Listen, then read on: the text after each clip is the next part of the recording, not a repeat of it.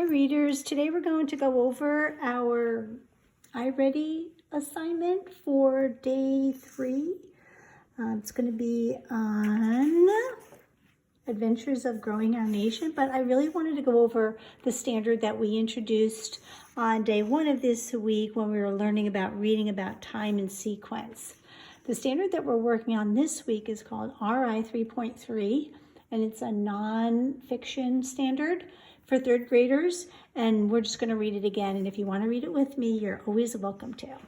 It says, describe the relationship between a series of historical events, scientific ideas or concepts, or steps in technical procedures in a text using language that pertains to time, sequence, and cause and effect. Okay, and these past couple of days we've been working on historical events and the time and sequence of those, and using the language that the author gave us to help understand how those relationships and events are connected. We did that when we worked on these couple of pages for the first day, and today remember I said we're going to write down some words and some phrases that shows that language to show time and sequence, how they're connected. So what I did was I took my phrases and words and I started to make a little anchor chart for them. I have some words that I've been noticing when I'm reading: first, next, then, finally, last, before, or after, and some phrases that I picked up from our reading as well, later that year, in the year. But today we want to talk about sometimes the signal words we need a little bit more to help us understand. So you might need to ask yourself, why did this happen? Okay, so today as we read our next activity for iReady, we're going to be asking ourselves that question. Why did this happen? All right, so if everybody can make sure they have this page from our handouts. This was in your week 2 packet that we copied for you. If not, you're more than welcome to look this over with me and maybe look at yours online if you don't have it available to you for our little lesson. Because today what we're going to do is I'm going to read this with you. I want you to be reading with your pencil. Readers always read with their pencil in order to take notes or jot down ideas and keep track of what we're reading. Because today we're going to be looking for those sequence words, okay, that we're talking about. So I'm going to read this with you, and if you want to read along with me, I would encourage you to do that. It's called choral reading, and lots of times with my SOAR group kids, we'll read together. So if you have yours, you can practice reading out loud with me, and we'll finish and look at it together, okay? Adventures of the Growing Nation by Terry Hillen. Now over here I notice this is a map of the United States. We have the Spanish territory, Louisiana, here's a little St. Louis, and here's the United States. The whole thing is United States. All right, we'll start from the beginning. Imagine that one day our country doubled in size. That word doubled goes twice as big. That's what happened to the United States in 1803. President Thomas Jefferson asked France to sell the United States a vast area of land. Overnight, America added more than 828,000 square miles of land west of the Mississippi River. This is known as the Louisiana Purchase. And your map skills this week that you're working on, now you know where west is. So we can even take a pause and look up at the map and see just how much territory that we purchased, because it's west of the Mississippi.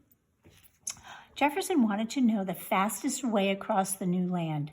At the time, there were no maps of the whole country. Jefferson asked Meriwether Lewis to explore the area. Lewis was an army captain whom Jefferson trusted.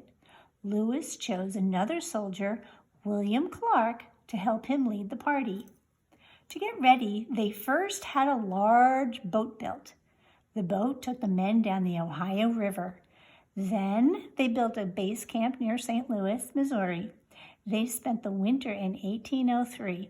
I'm already starting to notice a lot of those words, and I hope you are as well.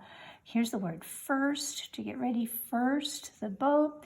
Then they spent the winter. There's another time there.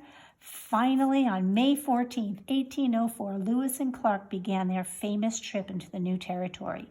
50 men went with them. They traveled over 18 months. Finally, the group made it to the Pacific Ocean.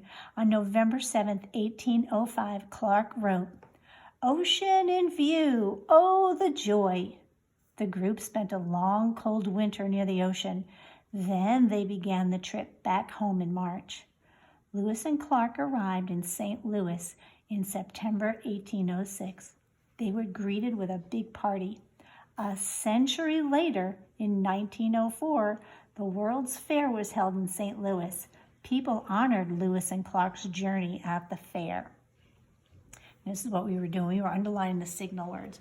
I just want to ask a quick question. This word century that I noticed is a word that we need to know the meaning of. When it says 1806 and a century later to 1904, I bet you can guess how many years are in a century.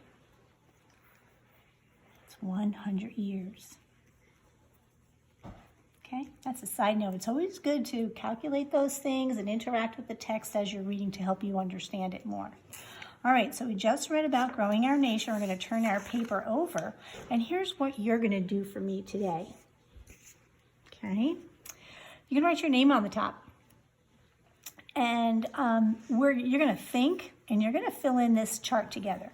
It says, read the text to find out the events, there's that word events, of Lewis and Clark's journey. List these events in the graphic organizer.